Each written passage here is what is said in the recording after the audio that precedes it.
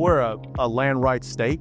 So the idea of and you hear people talk about moratoriums, and it's just not something that's possible. A moratorium is a very isolated time you can use it, and it has to be a problem that you have control over and that you have a fix in place. So what we've decided to do over the last 14 months is just communicate back to the development community and let them know where we were okay with development going and what kind of development. And that's why you're seeing a lot of what used to be 5 and 6 units per acre down to 2 to 3 units per acre.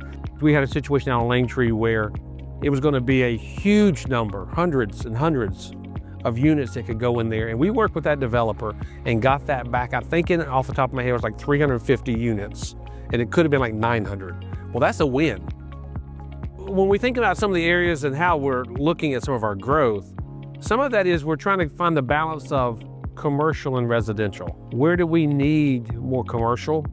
Where do we need more residential? And what does that balance look like? When everything in your shopping is in one quadrant of town, you're driving all of the citizens to that area. But if we could put shopping, like if you have a grocery store near your home, now instead of you driving 4 or 5 miles across town, now you can just drive a half a mile. That is going to take a lot of time off your commute, and it's going to also help everybody else because you're not having everybody go into the same area. We as a town just redone our strategic plan. And I think that's a great thing, that as we look at that, and as I've personally challenged our staff, that when you bring us something, I want you to bring it to me connected to our strategic plan. Our strategic plan should be our driving force and our living, breathing document. The current approvals of what prior boards had already approved had us at an 80,000 person population. So if we said no to every single thing, Mooresville is going to be 80,000 people.